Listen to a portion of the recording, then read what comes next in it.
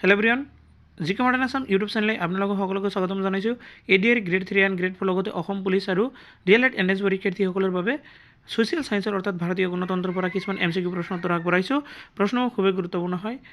আশা কৰোঁ এই ভিডিঅ'ৰ জৰিয়তে আপোনালোকৰ ভালেখিনি সহায় হ'ব। ভিডিঅ'টো ভালে লাগিলে এটা লাইক কৰিব আৰু লগতে চেনেলটো ছাবস্ক্ৰাইব কৰি ৰাখিব। আহক আমি এতিয়া মেইন ভিডিঅ'লৈ যাওঁ ব'লা। আজিৰ প্ৰথমটো প্ৰশ্ন প্ৰশ্ন কোৱাৰ আগতে এটা কথা কৈ লৈছোঁ যে প্ৰতিটো চাৰিটা অপশ্যন দিয়া থাকিব, সঠিক উত্তৰ যিটো হয় সেইটোহে কৈ দিয়া হ'ব। আজিৰ প্ৰথমটো প্ৰশ্ন হৈছে ভাৰতবৰ্ষ কেতিয়া স্বাধীনতা লাভ কৰে?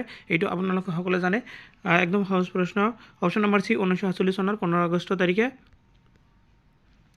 2 নম্বৰটো কৈছে কাৰ তৎপৰতাত ভাৰতৰ বাবে সংবিধান সভা গঠন হৈছিল?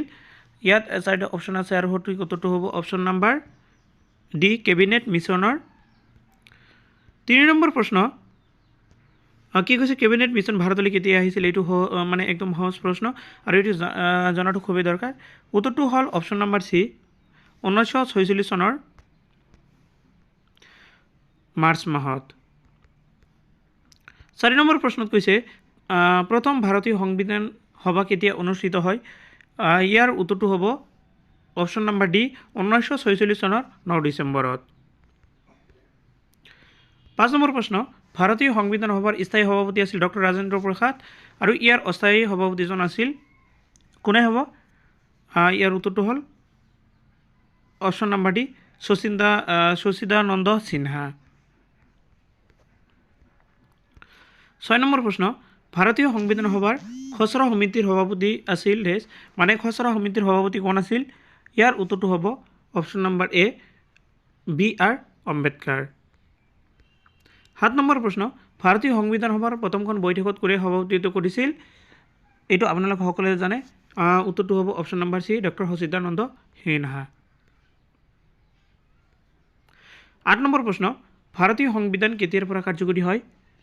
ইয়াৰ উত্তৰটো হ'ব অপশ্যন নম্বৰ এ 1950 চনৰ 26 জানুৱাৰীৰ পৰা। 9 নম্বৰ প্ৰশ্ন ভাৰতীয় সংবিধানৰ পিতৃস্বৰূপ ব্যক্তিজন কোন? আপোনালোকে সকলোৱে জানে, ইয়াৰ উত্তৰটো হ'ব অপশ্যন নম্বৰ এ বাবা চাহেব ডক্টৰ ভীমৰাও আম্বেদকাৰ। 10 নম্বৰ প্ৰশ্ন ইংৰাজী ফেডাৰেশ্যন শব্দটো কোনটো ভাষাৰ কি শব্দৰ পৰা আহিছে? ইয়াৰ উত্তৰটো হ'ব অপশ্যন নম্বৰ বি লেটিন শব্দ ফডেছৰ পৰা আহিছে। 11 নম্বৰ প্ৰশ্ন লেটিন শব্দ ফডেছৰ অৰ্থ কি? ইয়াতো 4টা অপশ্যন আছে, আপোনালোকে চাই ল'ব। উত্তৰটো হ'ব অপশ্যন নম্বৰ ডি চুক্তি অথবা সন্ধি। 12 নম্বৰ প্ৰশ্ন যুক্তৰাষ্ট্ৰৰ গৃহভূমি হোমলেণ্ড অফ ফেডাৰেশ্যন বুলি কাক কোৱা হয়?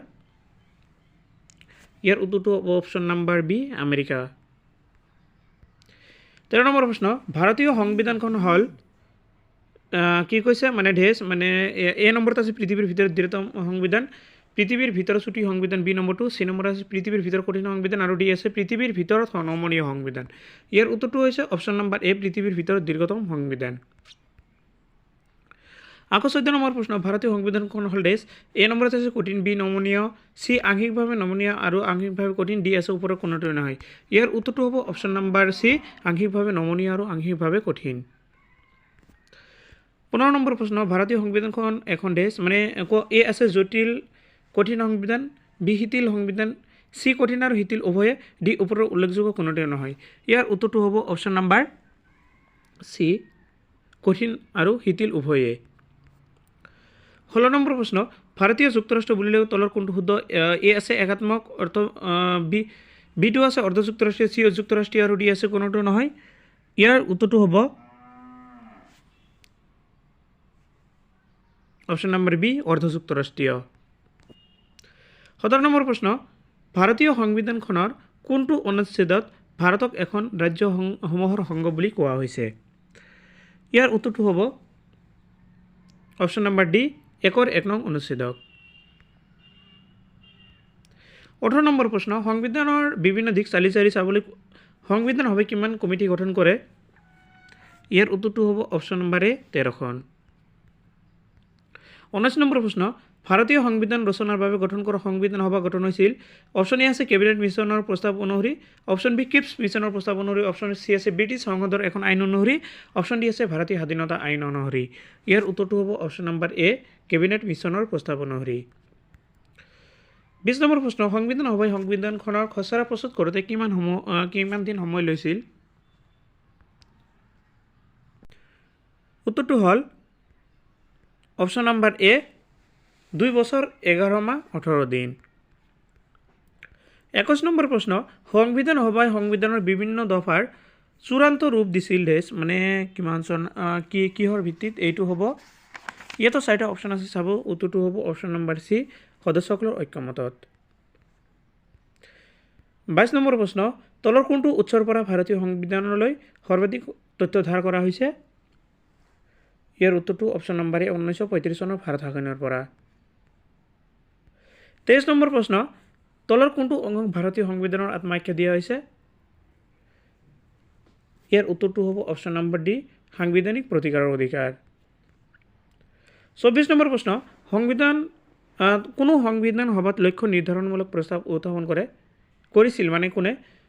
ইয়াৰ উত্তৰটো হ'ব option number C Jawaharlal Nehru. আজিৰ শেষৰ প্ৰশ্ন, ভাৰতীয় সংবিধানৰ লক্ষ্য নিৰ্ধাৰণমূলক প্ৰস্তাৱ কোনে দাঙি ধৰিছিল? ইয়াৰ উত্তৰটো হ'ব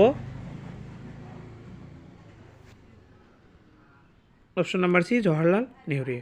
চ' আজিৰ ভিডিঅ' এইখিনিলৈকে। ভিডিঅ'টো সম্পূৰ্ণ কৰি চোৱাৰ বাবে আপোনালোক সকলোকে ধন্যবাদ জনাইছোঁ।